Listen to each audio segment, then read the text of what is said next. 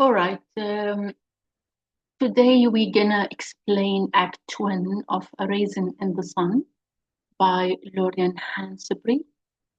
So we're gonna start with page 494, the version I have shared with you.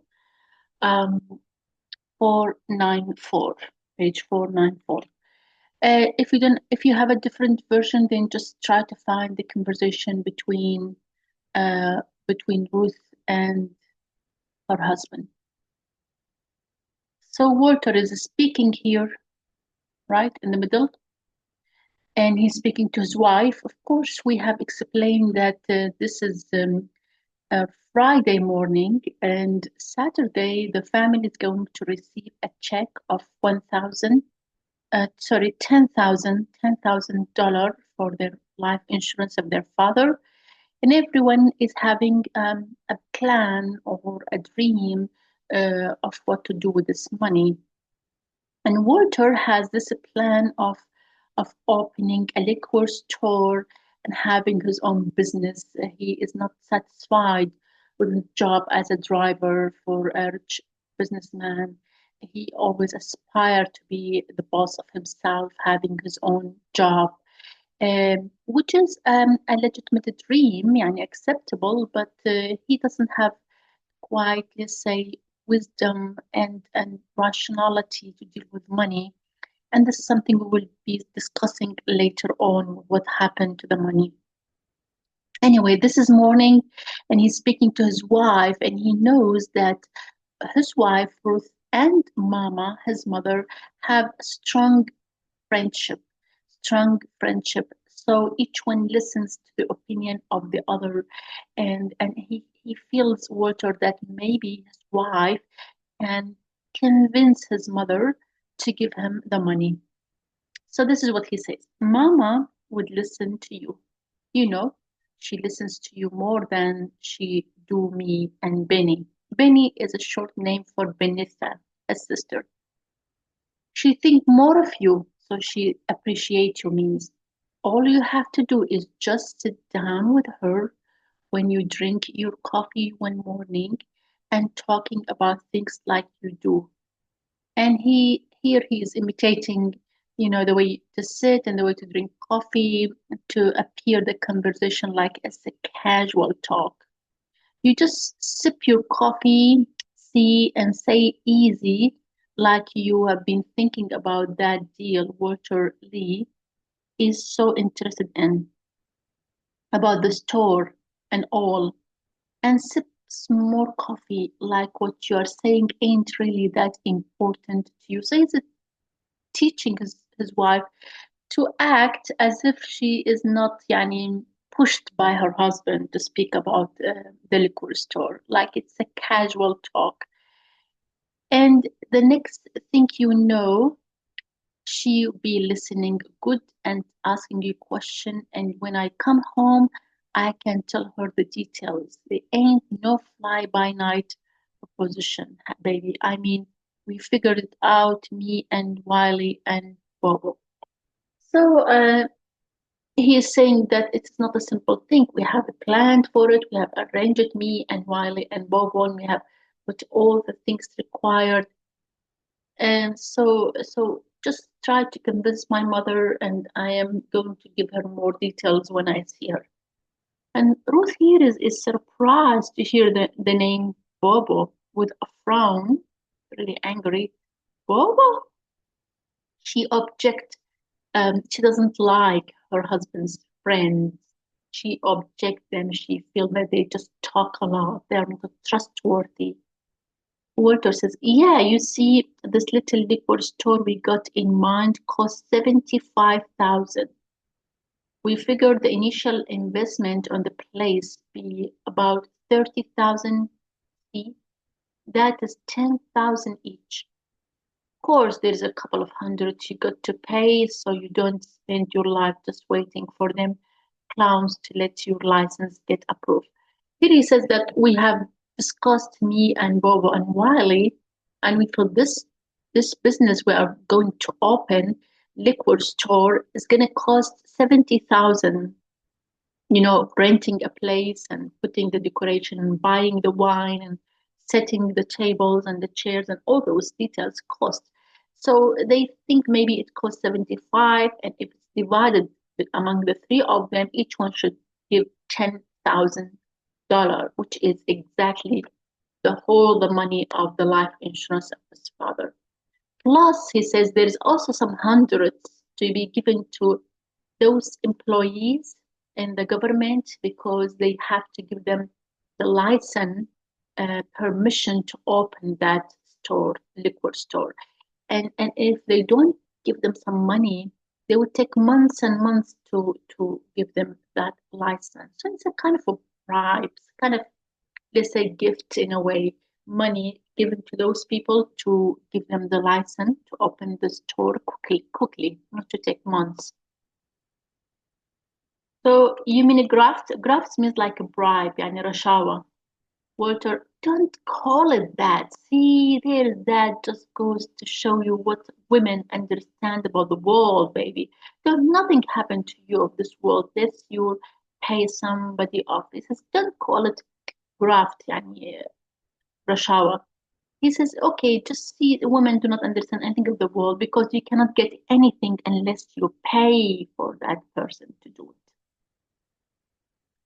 So Ruth says, okay, leave me alone. But she accepted to help him.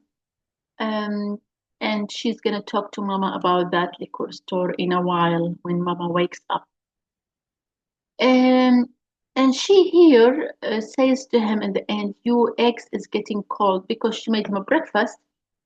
And she says, come on, eat your eggs. And Ruth, Walter, that ain't none of our money. Walter, that morning I was looking in the mirror and thinking about it. I am 35. This is very nice speech of Walter. Um, but before I explain, I just want to say something about the eggs because the eggs, sometimes if you Google it in this play, it says something that it is a symbol. But what is a symbol of? She keeps telling her husband, eat your eggs, eat your eggs. It's a symbol of the routine, or your ex is getting cold, routine life, a life of no ambition, a poor life, life just barely give you enough to survive. So the ex is something that a person eats it every day, so there's nothing, nothing so much about it. You don't get excited to eat an egg. So it's like the life of Walter. It's very routine, very let's say it's not like what he wishes to have, especially regarding the job. It's limited capacity. This job has limited opportunity. Being a driver does not offer him much kind of hope to be wealthy or rich or successful. So that's something that you need to think about when you study the symbols in this play. There is also the symbol of beneath the hair, which is very, very important symbol as it shows her pride to be an African woman. And she doesn't want to change her hair. She wanted to keep it just like that because she doesn't feel ashamed of being rooted. Yani the roots is African. There is another symbol, which is the plant, the flower of Mama in a pot that she keeps putting it by the window to have more light, which symbolize also the limited resources of the family, that they don't have much resources. They could not even have a garden or not even have a good window for the light for this plant to survive. So the plant is it represents the limited opportunities and life choices of this family and their dream for a better life. And later on, when Mama buys that house, she says it has a backyard garden. I can grow vegetables, I can grow flowers. So it's a change towards the best for the family. So those are among the symbols that you have to take care of it when you study the symbols. Let's get back to Walter and his very famous speech here. This one is very famous speech. Okay. What is he saying here?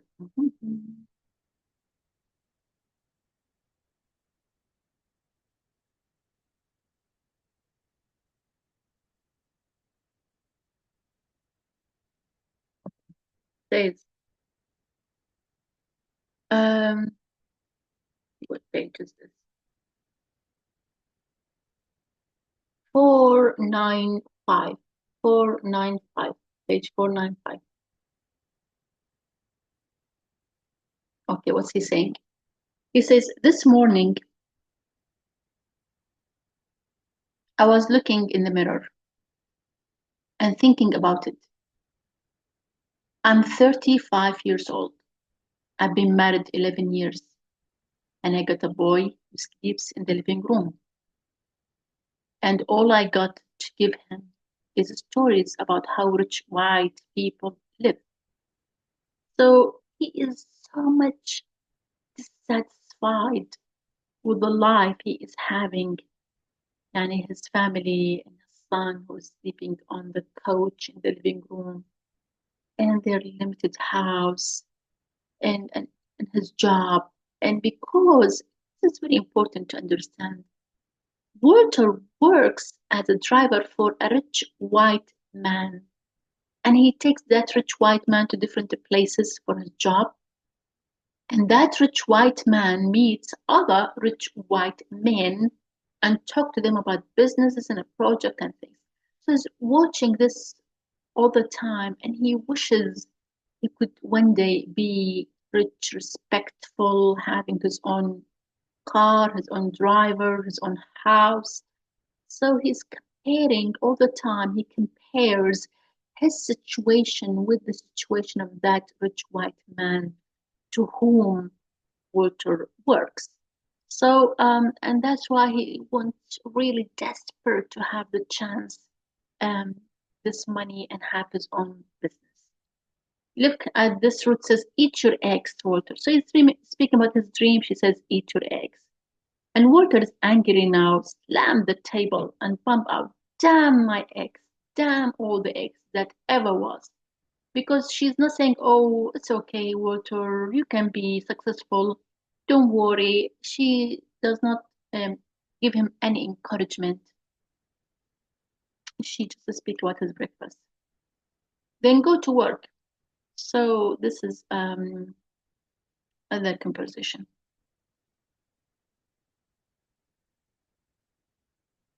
Let's see here.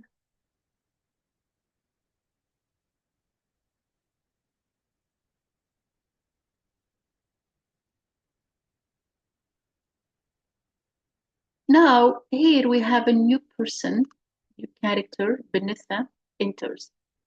So we would like to see what the playwright, Lauren Hansberry, uh, tell us about this young girl, Benitha, Walter's sister, Mama's daughter, how the playwright, Lorian Hansberry, describes her. So she is about 20, slim and intense as her brother. She's not as pretty as her sister-in-law, so she's not as pretty as Ruth, but her lean, almost intellectual face has a handsomeness of its own. She wears a bright red flannel night, and her thick hair stand wild about her head. Her speech is a mixture of many things. It is different from the rest of the family insofar as education has permitted her sense of English, which means she is educated. She talks in a different way, different language, which means she's educated. And perhaps the Midwest rather than the South has finally at last won on her reflection. This is about her accent, it's not important. Right. Now let's see the conversation between Benitha and Ruth. Benitha and Walter, her brother. Let's see if they are good friends, good siblings, have an understanding. If Benitha encourages Walter in his own business, if Walter encourages Benitha to go for medical school. Let's see what kind of relationship between the brother and the sister. So she's going to go to the bathroom, but she finds the neighbor is there, and the neighbor takes a long time. So she's upset about that. She says, "I'm going to start timing those people." Walter says, "You should get up earlier." And Benitha, her face in her hands, she's still fighting the urge to go back to bed. Really, would you suggest dawn? Where is the paper? So Walter, you are a horrible looking chick at this hour. So he's making fun of the way she looks and her hair because she just wakes up. And beneath them, good morning, everybody. And Walter, how is school coming? Beneath them, lovely, lovely. And you know, biology is the greatest. I dissected something that looked just like you yesterday, which means it's very funny, which means, in a study of biology, they bring in an animal or anything and they dissected, they tashrih that animal to see the organs inside. And I think she means the frog. And she says, well, I dissected it just like you. It looks like you. She didn't mention the frog, but it mentioned, she says, this animal I dissected looks just like you. So it's a funny thing. It just shows that each one is making fun of the other. Walter, I just wondered if you made up your mind and everything beneath them. And what did I answer yesterday morning and the day before that? Ruth, don't be so nasty, Benny. Beneath the and the day before that and the day before that. Now, Walter, I'm interested in you. Something wrong with you? And many girls who decide, Walter, and beneath them, to be a doctor. So he's saying, did you decide, Yani, you wanted to go for a medical school to study to be a doctor? And it seems they have discussed this before, the day before, and she said, yes, I would like to go to a medical school. I would like to be a doctor. Now, Walter is not objecting his sister to go to doctor, to be a doctor, to go to medical school, but he is worried if she decides that the mother is going to give her part of that money because he knows his mother wants to support Benitha in her future studies.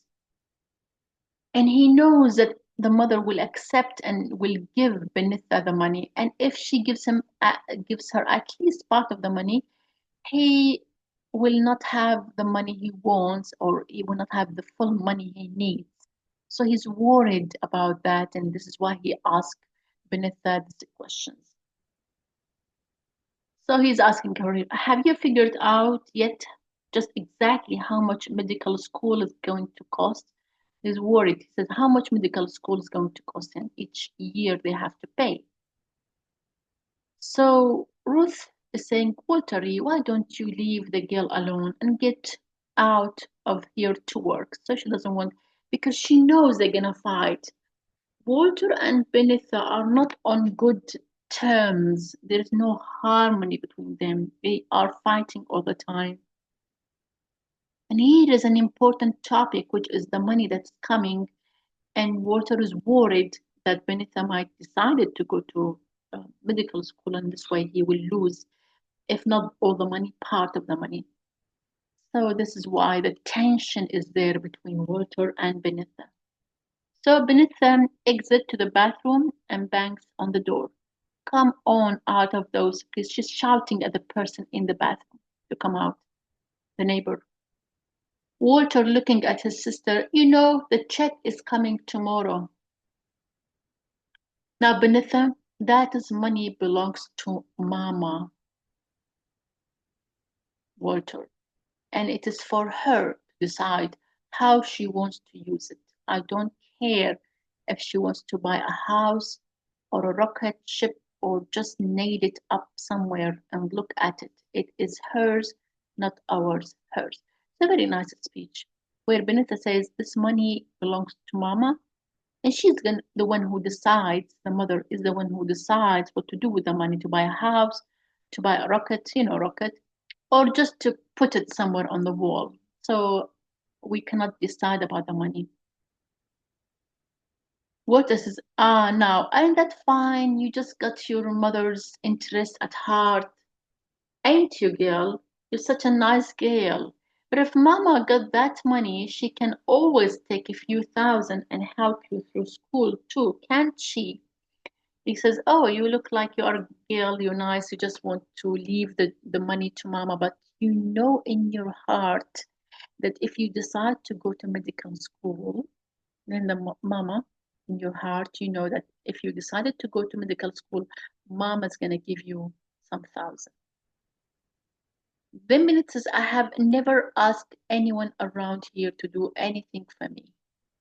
No, and the line between asking and just accepting when time comes is big and wide, ain't it? What do you want from me, brother? That I quit school or just drop dead? So she says, what do you want me to do? Is stop going to college? School in America means college. So do you want me to stop going to college or to die? That you will be happy with that? Walter says, I don't want nothing but for you to stop acting holy around here. Me and Ruth done made some sacrifices for you. Why can't you do something for the family? Sacrifices here is important. What does it mean? Because Walter works, and of course, he gives some of the money to the family for rent and for the living and for buying food and things. And Ruth also works as a cleaner and also gives money to the family. Mama also works and gives, but Benita seems she's not work. She's not work. She has her own money, and if she works, she takes that money and she pays for her music course, language course, whatever she's interested in. So Walter sees his sister as she is not really giving any sacrifice to the family, and he says you have to sacrifice by not going to medical school and giving the money to Walter to have his own business. Now, Ruth, the wife, does not like this argument going between the sister and the daughter early in the sister and the brother early in the morning. So she says, Walter, don't be dragging me in it. Walter, you are in it. Don't you get up and go to work in somebody's kitchen for the last 3 years to help put clothes on her back? So, which means that Ruth is also working and she brings money. She works in somebody's kitchen means she goes and work in the rich people's houses, the white, clean their kitchen and cook, and she brings money to the family. Oh, Walter, that's not fair. It ain't that nobody's expect you to get on your knees and say, thank you, brother. Thank you, Ruth. Thank you, Mama. Thank you, Travis, for wearing the same pair of shoes for 2 semesters. He wants just to make her feel pity or arouse her feeling or makes her feel sorry. And Walter wants his sister to feel sorry that he and Ruth and Mama works and support the family while she's doing nothing. He wants her to feel bad about that so that maybe she can change her mind and not go to expensive college like medical college.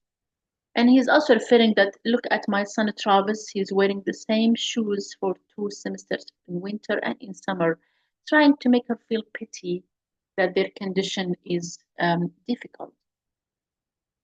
Here, Benitha is going to drop on her knees. She's going to act like a beggar, on her knees. And she will say, well, I do all right. Thank everybody. And forgive me for ever wanting to be anything at all. Forgive me, forgive me. She's just acting. She's just kind of provoking him. And the whole thing situation becomes like a funny scene, annoying also. This is why Ruth says, please stop it. Your mama will hear you. Um, so there is an argument, a sharp argument between Benitha and Walter, as Walter accuses Benitha of being inconsiderate, selfish. She doesn't think of the family and their suffering, and she just thinks of herself. And Benitha is a strong mind girl. She's answering back her brother, and she is not letting any of his remarks pass away without answering them. So that's a situation that we have covered so far. Let's see what happened when I wakes up.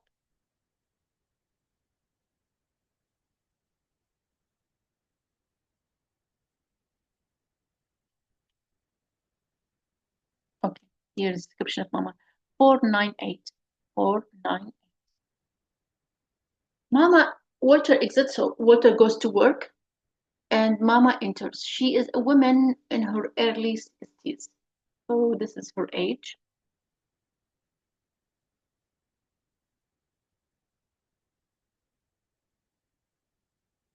Right. She's a woman in her early 60s, full-bodied and strong. She's one of those women of a certain grace and beauty who wear it so unobtrusively that it takes a while to notice. Which means this woman, Mama, her name is Lena, but they call her Mama. She's a woman, an old woman, 60s. She is rather full-bodied. She's strong, so we can see her features. Is a strong woman. She is a woman of grace, so there is certain beauty, not beauty that she's beautiful, but a beauty means when someone looks at her, feels relaxed, feel peace, feels the love of the mother, the love of the kindness and the giving of the mother. So there is this grace and beauty. And she wears it unobtrusively, means naturally. It's not acted, it's spontaneous, it's natural that in her that she is so loving, so caring, so graceful. Her dark brown face is surrounded by the total whiteness of her hair, so her hair is totally gray. Being a woman who has adjusted to many things in life and overcome many more, her face is full of strength. So this is a woman who is not going to collapse and cry whenever she faces difficulty and weep. Why this difficulty is happening to me? No, she is strong. She has faced many difficult situations and she has overcome those. Yani she wins over those difficult situations and she is full of strength. So this strong woman, she has, we can see, wit and faith of a kind that keeps her eyes lit and full of interest and expectancy. So her eyes is full of, strength and and hope. She is, in a word, a beautiful woman. So here, a beautiful woman does not mean that her expression is beautiful, but her grace and her kindness and her faith and her hope gives her this expression of beauty. Her bearing perhaps most like the noble bearing of the women of the hero of Southwest African, rather than of the imagine that as she walks, she still bears a basket. Here, it's very nice image. She looks like those African queens in West Africa who walks with dignity, who walks with pride. Um, they are so full of strength and beauty. So the playwright here is comparing Mama to those great figures of South Africa, women who are strong and leaders and who have dignity and pride. So it's very nice, this image. Of course, you need to know that Lorian Hansberry, the writer, he says once that she writes about this place, Raisin in the Sun. It's about her own life. This is what happened to her and her family.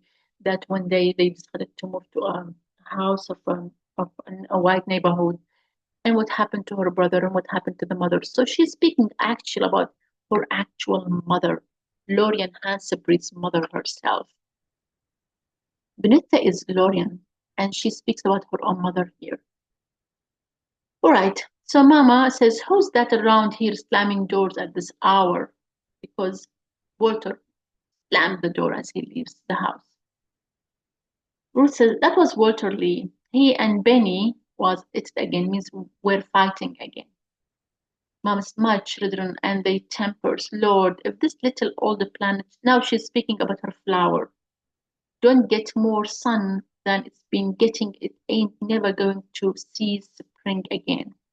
So this is the first thing the mother is concerned about is her pot, the flower pot, the plant, which she had by the window. And it's not getting much sun. So the mother is worried that might die before spring comes. And I said earlier at the beginning of this lecture that this plant is a symbol of hope and it represents the family's hope for a better life. So spring means season of blooming and blossoming. What's the matter with you this morning, Ruth? You look right peaked. You aiming to iron all those things? Leave some for me. I will get to them this afternoon. Benny, honey, it's too drafty for you to be sitting around half dressed. What is your robe? She's concerned about everybody. So she's looking at Ruth. She says, "You look pale." And then she found Ruth is ironing many shirts. She says, "Don't iron all of them. Leave some, and I will iron them in the afternoon when I'm back." Mama goes to clean in the houses of the rich people. That's her job. And then she looks at her daughter Benita. She's sitting in her pajamas, and she says, "Cold, put on a robe on you." So this is a normal conversation. Let's go to something here.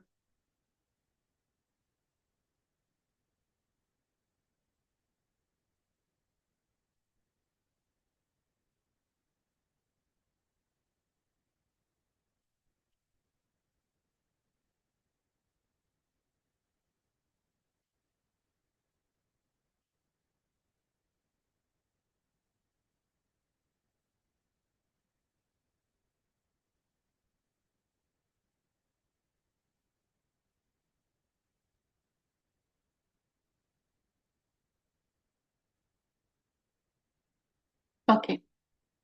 Now this is the conversation. Ruth says Lena, which is Mama's name, and Mama says, Ruth, what are you going to do with it?" Which means with the money. You will get the money. What are you going to do with it?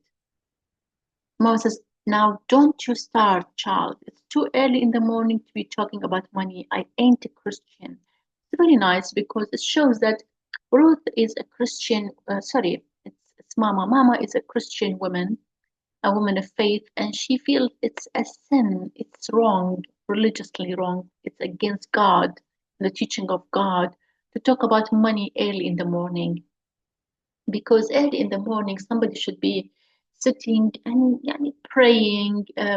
You will see her in a while. Mama was reading the Bible in her hand, so she reads the Bible in the morning because to get the blessing. So talking about the money is just not Christian. It's not people who have faith who will not do that. So this is why she's saying, "Ruth, don't talk about the money early in the morning." So Ruth, it's just that he got, which means water, his heart set on that store. They know about the story of the liquor.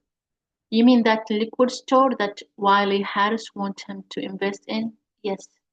We ain't no business people, Ruth. We just plain working folks. So first reason Ruth, Mama does not want this, because she said we are just working people. We're not business people. We don't have any idea about business and money and all those things.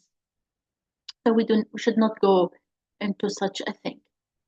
Ruth says, "Ain't nobody's business people till they get into business." Walter Lee says, "Colored people ain't never going to start getting ahead till they start gambling on some kind of things in the world, investment and things."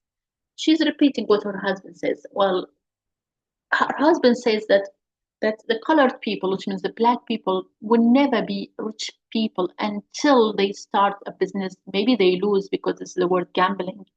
They lose in a business and then they learn and then they start again. Might lose, might not, and then they start again and then they win. So this is the philosophy of Walter, the understanding of Walter, that even if I don't have knowledge, experience about the business of running a liquor store, I will learn from my mistake. That's his understanding. But what done get into you, girl? Walter Lee done finally sold you into him, which means that your husband has really convinced you of his idea. No, Mama, something is happening between Walter and me. I don't know what is it, but he needs something. I can't give him anymore. He needs the chance. So shows that the wife, even when she talks to her husband, we have seen her earlier, and she seems not caring much. Just tell him, eat your breakfast. But she really cares. and she knows that he is not happy in his life, and he needs a chance. He needs a chance to be a successful man. So mama, but liquor, honey, and liquor store, she doesn't like liquor store. Well, like Walter says, people going to always be drinking. Yani, people will always drink, so they will always go to the liquor store. Well, whether they drink or not ain't none of my business, but whether I go into business selling them is, and I don't want that on my ledge statement. Very nice because Mama says that, well, even if all people are going to drink all the time, I don't want to be the one who is selling that wine to them. I don't want this on my leg, means I don't want this sin, this mistake on my own self to have this sin. Selling wine is a sinful thing for Mama, and she feels maybe she should not. Her family should not work in such a business, making people drunk and selling them wine. She doesn't approve this business. Maybe if it's a different business, maybe she will accept. But this business of selling alcohol, she does not approve it. Ruth Younger, what's the matter with you today? You look like you could fall over right here. She noticed, she's very carefully noticing everyone. And she noticed that Ruth is pale. It's like she's gonna fall right now. Now, later on, she'll know that Ruth is pregnant. Ruth says, I'm tired. Then better stay at home from work today. I can't stay home. Should be calling us the agency and screaming at them. My girl didn't come in today. Who's she? She is the white woman who needs Ruth to come to her house to clean the kitchen. And she says, I cannot stay at home because if I stay at home, that woman will be calling the company that Mama and Ruth works for, cleaning company, and she will be screaming at them, oh, the girl has not come, why has it? So she's gonna scream at them and send them somebody. My girl didn't come in. She's just yani, repeating what the words of that white woman will be, and she just have a fit. Angry means will be angry. So the mother says, well, okay, tell her that you are sick. You get the flu. You get the flu. They understand because they don't want to have the flu. The white people, they don't want to have the flu, so they will accept giving you a rest, 1 day rest. So that shows how close their friendship is, that Mama can notice the paleness of Ruth. She's tired and ask about it. And Ruth also understands what is the problem with her husband, and she wants to help him really. So that's very important to understand. I'm going to stop this video now here. I'll continue with the coming video.